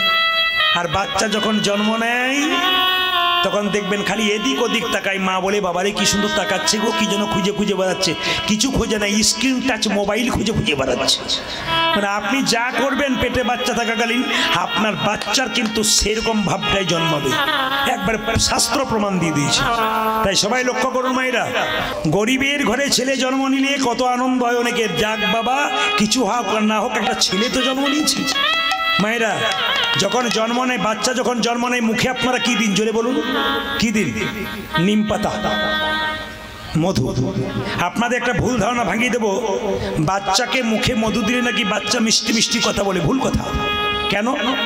বাচ্চা জন্ম নেবার সময় যদি কান্নাকাটি না করে ডাক্তারবাবু থাপ্পড় মেরে মেরে কান্না করে কেন? ছেলে যদি কান্নাকাটি না করে সুস্থ বাচ্চা নয়। দেখবেন মায়েরা বাচ্চা জন্ম নেবার পরে মায়ের দুগ্ধ পান করতে পারে না, তখন দেখবেন কান্নাকাটি করে। কান্না বন্ধ করার জন্য মধু দেয়, যাতে বাচ্চা কান্না বন্ধ হয়ে যায়। সবাই যে এখানে বসে আছেন শুনে নিন, বাচ্চার মুখে জন্ম নেওয়ার পর মধু দেয় একটা কারণ, বাচ্চা নাকি মিষ্টি মিষ্টি কথা বলবে তা নয়, তার কান্না বন্ধ করার জন্যে কিন্তু মধু দিল। কিন্তু মায়েরা কিছু মনে করবেন না, যারা একটা বই পড়বেন হিন্দু ধর্ম কি এবং কেন, লোকনাথ কবিরাজের লেখা, তাদের দুটো বইয়ের রেফারেন্স আছে, একটা গভীর গৃহসূত্রকার, একটা পরাশর গৃহসূত্রকার। এই দুটো বইতে বলছে কখন মধু দিলে বাচ্চা মিষ্টি মিষ্টি কথা বলবে। বলবো না, বাদ দিয়ে দেবো মায়েরা। বলেই যাই, কখন বলে দিই, ছেলে জন্ম নেবার পর 21 দিন পর আপনার আতুর ঘর থেকে যান না, স্নান করার পর যদি বাচ্চাটাকে নিয়ে তুলসী মন্দিরে বা ভগবানের মন্দিরে একটু মধু দিয়ে বলতে পারেন, হে প্রভু আমার ছেলের জন্য মিষ্টি মিষ্টি কথা হয়। গভীর সূত্রকার বললো আপনার ছেলে মিষ্টি মিষ্টি কথা বলবে। আপনারা কেউ টেস্ট করে দেখেছেন? আগামী থেকে আপনাদের যাদের বাচ্চা হবে, গভীর সূত্রকার বললো, বইতে বললো, শাস্ত্র বললো, মেনে নেবেন আপনারা। কি বাচ্চাকে আপনারা 21 দিন পর স্নান করানোর পর বাচ্চার মুখে মধু দিয়ে ভগবানের কাছে প্রার্থনা করবেন আমার ছেলের জন্য মিষ্টি মিষ্টি কথা হয়। আর একটা কথা বললো পরাশর সূত্রকার, কি বললো, বাচ্চার অন্নপ্রাশনের দিনে বাচ্চাকে আপনি পরমান্ন দেবার আগে একটু মধু দিয়ে ভগবানের কাছে প্রার্থনা করুন, ছেলে যেন মিষ্টি মিষ্টি কথা বলে, আপনার ছেলে মিষ্টি মিষ্টি কথা বলবে। দুঃখের সংসারে জন্ম নিল, নাম রাখলো দুঃখী মণ্ডল। বাবা আজকে যারা এখানে কীর্তন শুনতে এসছেন কিছু মনে করবেন না, একটু হাত তুলে দেখাবেন তো। এতজন মায়েরা কীর্তন শুনতে এসছেন, বাবার এসছেন, কার বাড়ির ছেলের নাম কৃষ্ণ রাখা হয়েছে? হাত তুলবেন। কারো বাড়িতে কৃষ্ণ নাম রাখা আছে? একজন, দুইজন, বাহ, ভক্ত মানুষরা তো রাখবেই। আচ্ছা, কারো ছেলের নাম বিষ্ণু নারায়ণ কিছু রেখেছেন? ছেলে মেয়ের নাম ভগবানের নামের সঙ্গে রাখতে হয়। কেন? ছেলের নাম কৃষ্ণ রাখবেন, 10 বার ডাকবেন, একবার গাল দেবেন, 9 বার তো ভালোভাবে ডাকবেন। কৃষ্ণ খেয়ে নে, কৃষ্ণ স্কুলে যা, কৃষ্ণ টিউশনি যা, আই বাবা কৃষ্ণ এদিকে, মানে যতবার কৃষ্ণকে ডাকবেন ছেলেকে, কৃষ্ণকে ডাকা হয়ে যাবে। একবার গাল দেবেন, 9 বার তো ভালোভাবে ডাকবেন। তবে কিছু মনে করবেন না, নাম রাখার ব্যাপার একটা ছোট্ট কথা আপনাদের বলি। আপনারা আমাকে ইউটিউবের মাধ্যমে দেখতে পাচ্ছেন 5 থেকে 6 বছর, তার আগে থেকে দেখতে পাচ্ছে আপনাদের এখানে একজন বৃদ্ধ ব্যক্তি আছেন সামনে বসে, উনি আমাকে অনেকদিন আগে থেকে দেখতে পাচ্ছেন। কেন? ওনার গ্রামে আমি গান করে এসেছি, তখন আমি ইউটিউবে ছিলাম না, উনি আমার বাড়ি গিয়ে বা ফোনের মাধ্যমে আমাকে বায়না করেছিলেন, ওনার গ্রামে আমি গান করে এসেছি তখন। তো সবাই লক্ষ্য করুন যে উনি বসে আছেন এখানে, আমার কাকাবাবু, বয়স্ক, খুব ভালো মানুষ, ভক্ত মানুষ, সবাই তাকাবেন এদিকে। তো আমি একবার ঝাড়খণ্ডে গান করতে গেছি, তাকাবেন, তো একজন ভদ্রলোক সামনে বসে কীর্তন শুনছে, কীর্তন শোনার পরে তাকাবেন, কীর্তন শোনার পরে এসে বললো যে বাবা কীর্তন আমি আপনার সব জায়গায় শুনি। বললাম বেশ, মেনে নিলাম। আপনার স্ত্রীকে আনতে পারেন, একা আসেন কেন? আর বলবেন না, স্ত্রীর খুব অভিমান। বলে কেন? ছেলে মেয়ে নাই, তাই বলে ভগবানের নাম শুনবো না। ছেলে নাই, ভগবান দেয় না, নাম আমি শুনবো না। আমাকে বলে প্রদীপবাবু একবার ভগবানের কাছে বলে দিন যেন আমার ছেলে মেয়ে কিছু হয়। বললাম বাড়ি তোমার ভেঙেছে, দরখাস্ত তো তুমি করবে, আমি কেন করব? তবে তুমি যখন বলছো তখন বলে দিলাম প্রভুর কাছে তোমার একটা ছেলে মেয়ে কিছু হোক। 2-3 বছর পুরো এলাকায় গান করতে গেছি, কীর্তন শুনতে এসে সে তো উপর হয়ে প্রণাম করে বলছে প্রদীপবাবু ছেলে আমার হয়েছে, যাক খুশি। তাকান আমার দিকে, তাকান, মজা আছে কীর্তনে। তো আমাকে বাসাতে এসে বলছে নাম কিন্তু আপনাকেই রাখতে হবে। এমন কি বার জন্ম নিচ্ছে, কোন তিথিতে জন্ম নিচ্ছে একটু বলো, আমি সবাইকে নাম রেখে দেবো। সব দেখলাম, শেষে বললাম তোমার ছেলের নাম রাখলাম দিগম্বর। উনি তো খুব খুশি, ছেলের নাম দিগম্বর রেখেছেন, দারুণ খুশি। যেই না দিগম্বর রেখেছি, মায়েরা তাকাবেন, যেই না দিগম্বর রেখেছি, তাকাবেন, দিগম্বর রেখেছি, 2-3 বছরে এলাকায় যাই নাই, আবার গেছি, উনি কীর্তন শুনছেন, শেষে বাসাতে এসে বলছে প্রদীপবাবু এবছর আর একটা হয়েছে, নাম কিন্তু আপনাকেই রাখতে হবে। আমি বললাম দাদা কোন তিথিতে জন্ম নিচ্ছে, কি বার আমাকে বলুন। সব কিছু বললো, নি বললাম এবার তোমার ছেলের, বড় ছেলের নাম কি? বলে দিগম্বর, এবার নাম রাখলাম কৃষ্ণ দাস। ও তখন বলে এটা চলবে না। বলে কেন? ম্যাচিং নাম চাই। ম্যাচিং মানে বুঝেছেন মায়েরা, কাপড় জামা কিনতে যান না, ম্যাচিং চান না, এই দিয়ে দেখাবে ম্যাচিং চাই। তো বলছে ম্যাচিং নাম চাই। আমার তো তুমি ডেট বাই ডেট মানে তিথি অনুযায়ী নাম চাও না, ম্যাচিং নাম চাও। বলে হ্যাঁ ম্যাচিং নাম চাই। তাহলে নাম রাখলাম কি? দিগম্বর। এবার তোমার ছেলে নাম রাখলাম নটম্বর। উনি বলছেন দারুণ রেখেছেন দাদা, দিগম্বর নটম্বর, খুব ভালো নাম। তাকাবেন আমার দিকে, 2-4 বছর ওদিকে যাই নাই, উনি কিন্তু খুব ভক্ত, সব আসরে আসে, আবার এসেছি, এসে আমাকে শেষে বলছে প্রদীপবাবু কি বলবো, লজ্জার কথা, ভগবান আর একটা দিয়েছে এই বছর, নাম কিন্তু আপনাকেই রাখতে হবে। আমার দাদা আমার লিস্টে আর নামটাম নাই, আমি আর ম্যাচিং করতে পারবো না। বলছে না ম্যাচিংই চাই, আমি না করলে যাবই না। আমি তখন বললাম তাহলে এক কাজ করি। বলে কি? বড়র নাম দিগম্বর, মেজর নাম নটম্বর, এবার ম্যাচিং নাম রাখলাম শীতম্বর। দারুণ, এই জন্য তো আপনার কাছে আসি। বললাম আর আসার দরকার নাই, পরে অন্য জায়গায় আসবেন, এখানে আসার দরকার নেই। মায়েরা এদিকে তাকাবেন, 5 বছর ওইদিকে যাই নাই, তাকান তাকান, 5 বছর পর গেছি, দেখছি ভদ্রলোক দিগম্বর নটম্বর আর শীতম্বরকে নিয়ে কীর্তন শুনছে, কীর্তন করছি, আমি তখন এসে বলছি এ নটম্বর শীতম্বর যেই না দিগম্বর। কীর্তনে যে কি মজা আছে, আপনারা ভাবছেন ঠান্ডা ভয় দেখে সব কি ভাবছিলেন যে বৃষ্টি হয়ে যাচ্ছে, না না, গোবিন্দ কৃপা করেছে, বৃষ্টি হয়েছে, আমারও ঠান্ডা লেগেছে, আপনারা বুঝতে পারছেন, প্রচণ্ড ঠান্ডা লেগে গেছে। তো সবাই তাকাবেন আমার দিকে, যে যেখানে বসে আছেন, দিগম্বর নটম্বর শীতম্বর। মানে এইবার আপনার স্ত্রীকে আনা উচিত ছিল। বলে কেন? দিগম্বর নটম্বর শীতম্বর ভগবান দিয়েছে, এত অভিমান আপনার স্ত্রী ভালো না, এবার আসা উচিত। বলবো কি লজ্জার কথা বলবো দাদা, এবছর একসঙ্গে দুটো হয়েছে, নাম কিন্তু রাখতেই হবে। আমার দাদা আমার আর ম্যাচিং ট্যাচিং কিছু আসছে না, ও কিন্তু খেতে বসতে পারছে না, খালি পেছনে বসে আছে, দাদা নাম রেখে দিন, নাম রেখে দিন। শেষে গাড়ি করে বাড়ি যাব, আমার গেটটাকে ধরে টানছে, দাদা আর আপনাকে বলবে না, শেষবারের মতো নাম রেখে দিন। আমার শোনো তাড়াতাড়ি বলো, বড় নাম কি? দিগম্বর। মেজর নাম কি? নটম্বর। 3 নম্বর নাম কি রেখেছিলাম? শীতম্বর। এবার তোমার কটা হয়েছে? বলে দুটো হয়েছে। এবার নাম রাখলাম দিগম্বর নটম্বর শীতম্বর, এবার নাম রাখলাম নভেম্বর আর ডিসেম্বর। কি করবেন, উপায় তো নাই না, কি বলছেন? যেমন তেমন জনম নয়, 84 লক্ষ জনি ভ্রমণ করে এমন মানবী জনম পেলাম। এমন মানব জনম পেলাম। মায়েরা 20 লক্ষ বার গাছ গাছরা রূপে জনম নিলাম, জনম নিলাম। কত রকমের গাছ হতে হতে যেদিন আমরা তুলসী বৃক্ষ রূপে জনম নিলাম, জন্ম নিলাম। যেদিনই তুলসীর পাতা গোবিন্দ সেবাই লাগলো, যেদিন তুলসীর ডাল মালা করে ভক্তরা কণ্ঠে নিল, সেদিন কি হলো মায়েরা? গাছ জন্ম থেকে মুক্তি হলো, 20 হলো, গুনবেন। 9 লক্ষ বার জলে জন্ম নিলাম, কত রকমের জলজন্তু হতে হতে যেদিন আমরা শঙ্খরূপী জন্ম নিলাম, যেদিন আমরা শঙ্খ রূপে জন্ম নিলাম। মায়েদের মুখে মন্দিরে 3 বার বেজে উঠিলাম, মায়েদের মুখে 3 বার বেজে উঠিল। মায়েরা শঙ্খ আপনারা 3 বার বাজান কেন? এইদিকে এইদিকে এইদিকে। শঙ্খ কীর্তন শোনা মানে কিছু শিখে যাওয়া। শঙ্খ 3 বার বাজান কেন? একবার ব্রহ্মাকে, একবার বিষ্ণুকে, একবার মহেশ্বরকে সম্মান দেওয়া হয় বলে। কৃষ্ণ শঙ্খ বাজিয়েছিল কোথায়? কুরুক্ষেত্রের যুদ্ধে। শঙ্খটার নাম কি? পাঞ্চজন্য শঙ্খ, পঞ্চজন নামক অসুরকে মেরে। শুনে নিন, সেই শঙ্খ কৃষ্ণ যখন বাজিয়েছিল, অসুরদের স্ত্রীর গর্ভের সন্তানগুলো নষ্ট হয়ে গেছিল, আর দেবতাদের স্ত্রীর গর্ভের সন্তান আরো পুষ্ট হলো, শক্তিমান হয়েছিল। এর থেকে কি শিখলেন আপনারা? শঙ্খ বাজালে অশুভ শক্তি দূর হয় আর শুভ শক্তির আগমন হয়। ও মায়েরা জেনে নিন, শঙ্খের মধ্যে জল ক্যালসিয়াম থাকে, তাই দেখবেন পূজা করার সময় ব্রাহ্মণরা প্রসাদের মধ্যে শঙ্খের জল দেয়। কেন দেয় বলুন তো? না ক্যালসিয়াম যুক্ত জল দিলে কি হয় মায়েরা? না প্রসাদগুলোর মধ্যে জীবাণু নষ্ট হয়ে যায়। যদি বারবার কেউ শঙ্খ বাজায়, শ্বাসকষ্টের কষ্ট যদি কারো হয়, শ্বাসকষ্ট যদি কারো থাকে, অ্যাজমা রোগ, দেখবেন বারবার শঙ্খ বাজালে, বার্লিন বিশ্ববিদ্যালয়ে বিখ্যাত বিজ্ঞানী বলেছেন, বারবার শঙ্খ বাজালে তার অ্যাজমা রোগটা কিছুটা কষ্ট নিবারণ হয়। প্রত্যেকটা কাজের মধ্যে একটা করে যুক্তি আছে কিন্তু। সবাই লক্ষ্য করুন, শঙ্খ রূপে জন্ম নিলাম, তাহলে কত হলো? 20 আর 9 29।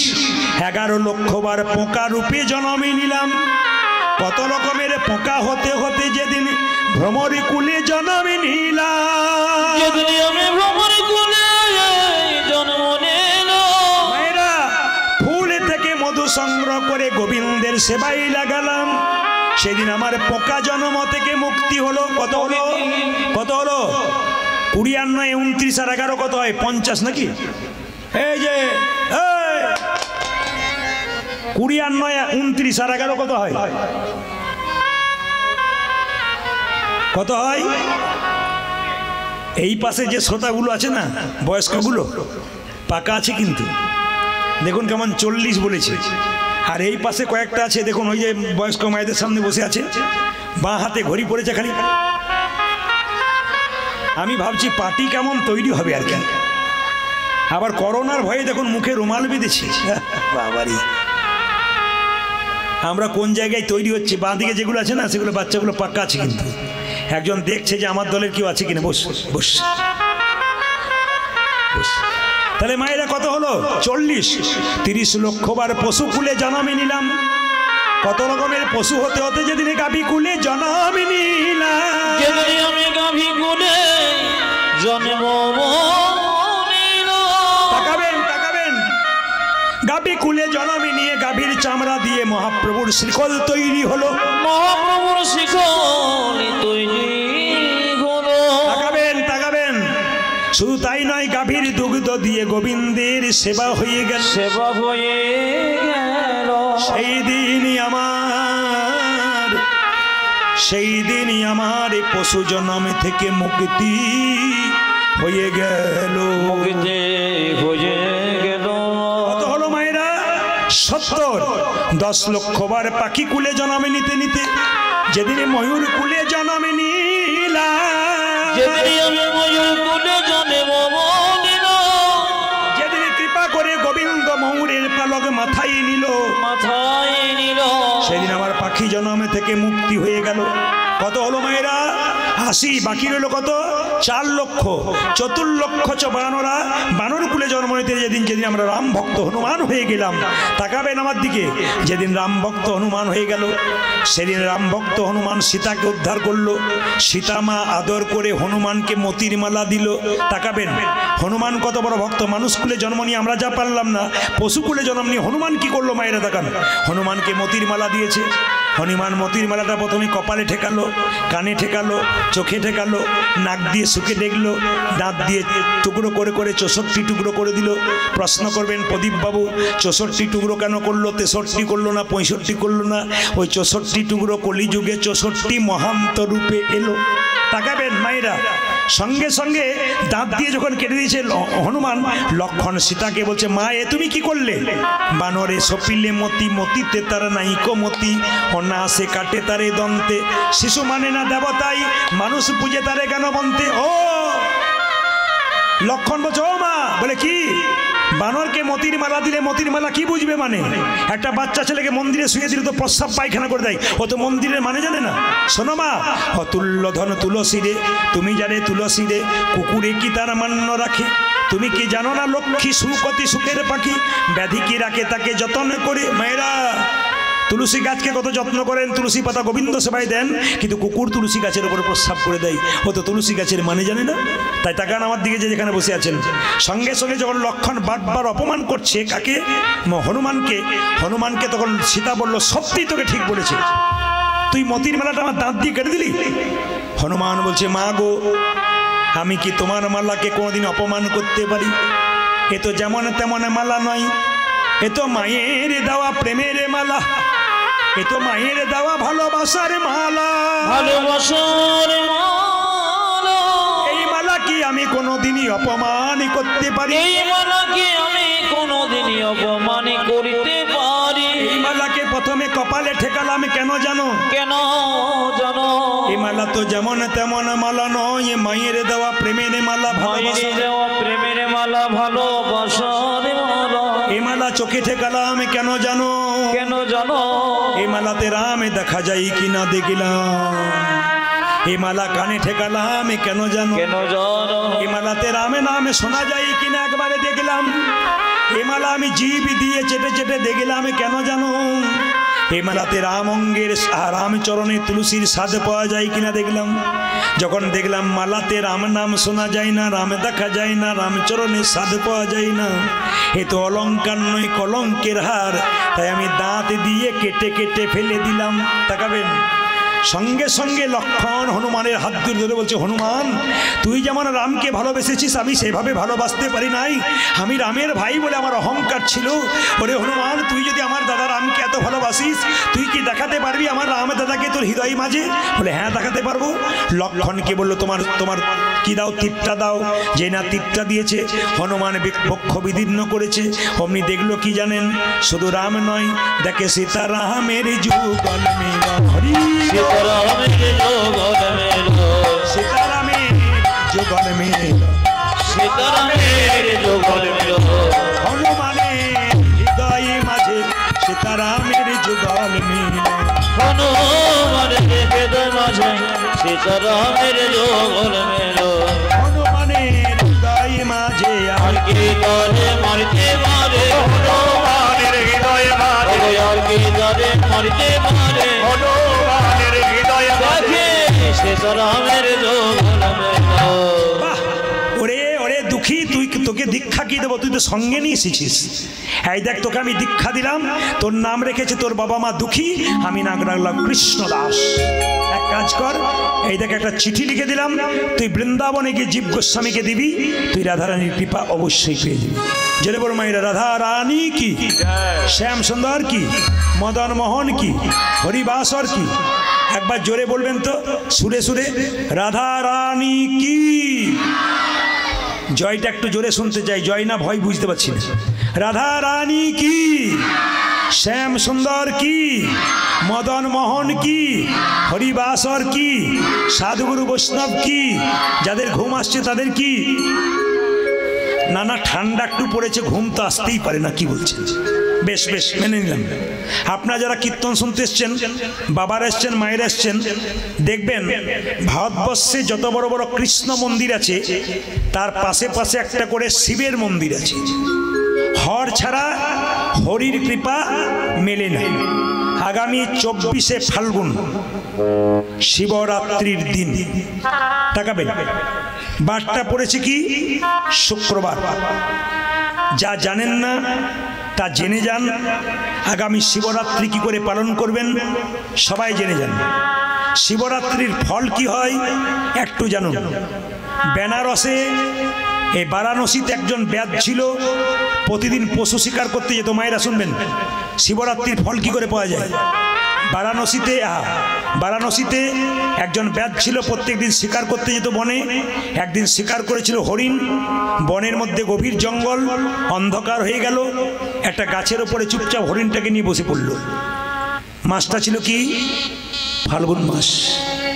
গাছের ওপরে বসে আছে পশুর ভয়ে, যদি কোনো জীবন ভয়ঙ্কর জীবজন্তু আমাকে মেরে ফেলে, বসে আছে।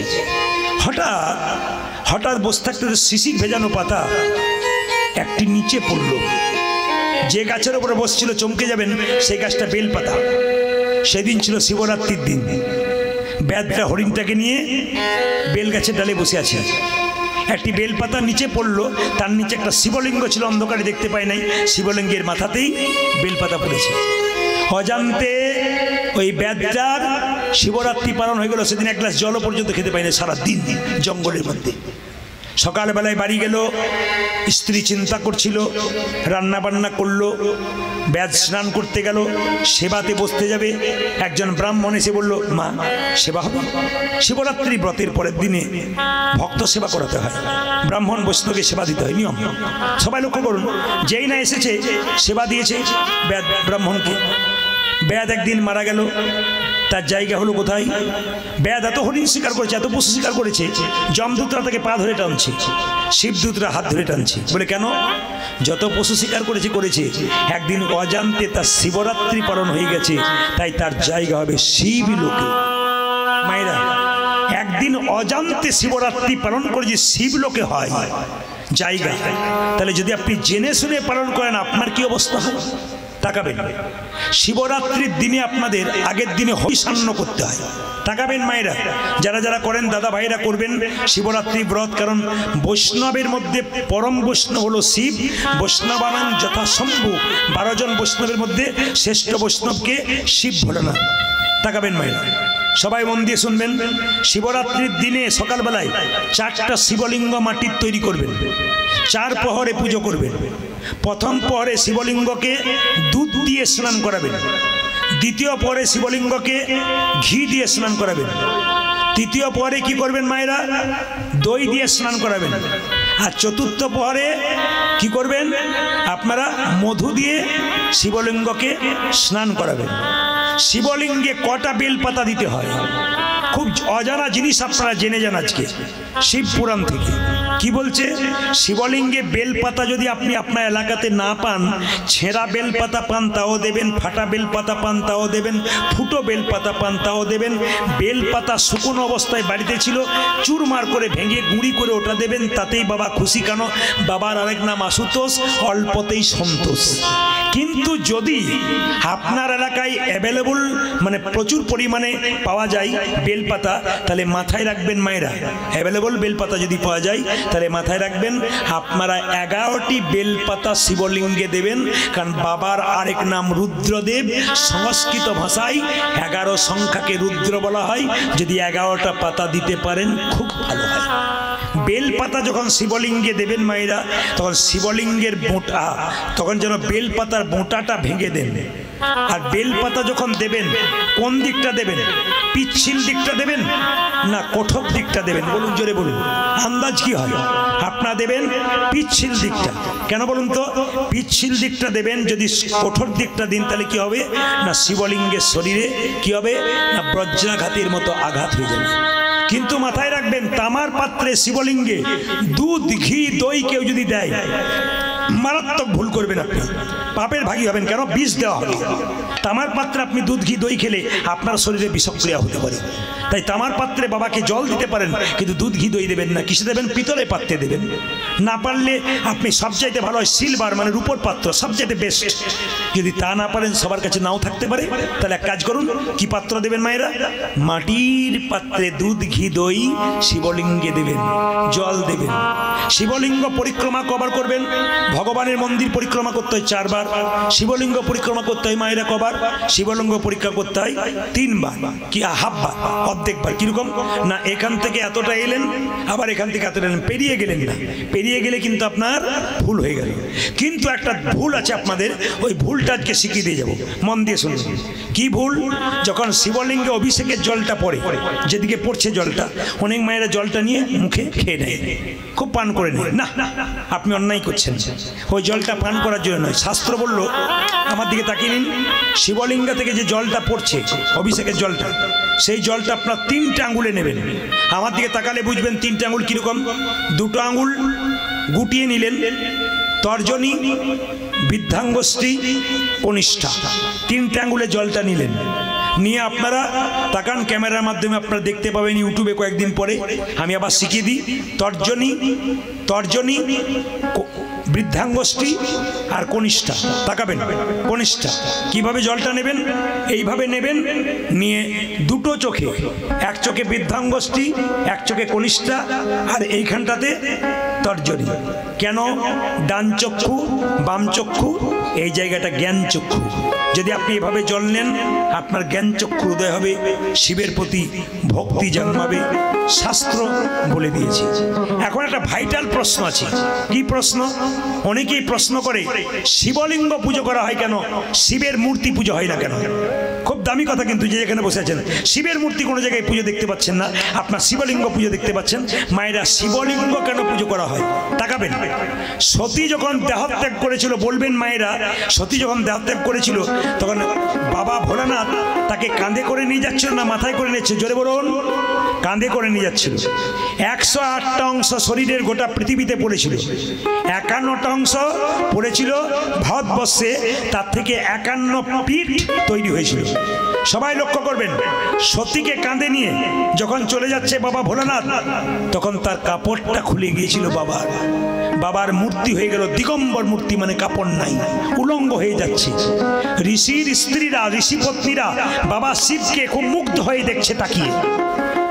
ঋষি মুনিরা তখন চিৎকার করে বলল, ভোলানাথ, তোমার শরীর থেকে কাপড় খুলে গেছে। আর ঋষি পত্নীরা বারবার তোমার দিকে তাকিয়ে আছে। আমার পত্নীরা, আমাদের পত্নীরা, তুমি তবু কোনো দিকে তাকাচ্ছ না। অভিশাপ দিলাম, তোমার লিঙ্গ মাটিতে খসে পড়ুক। বাবা ভোলানাথের লিঙ্গ মাটিতে খসে পড়ল। যেই না খসে পড়ল মায়েরা, মুনি ঋষিরা নির্ণয় নিলেন, সিদ্ধান্ত নিলেন, আজ থেকে শিবের মূর্তি পুজো হবে না, শিবের প্রতীক স্বরূপ শিবলিঙ্গ পুজো হবে। এই শিবলিঙ্গটাকে প্রতিস্থাপন কোথায় করা হবে?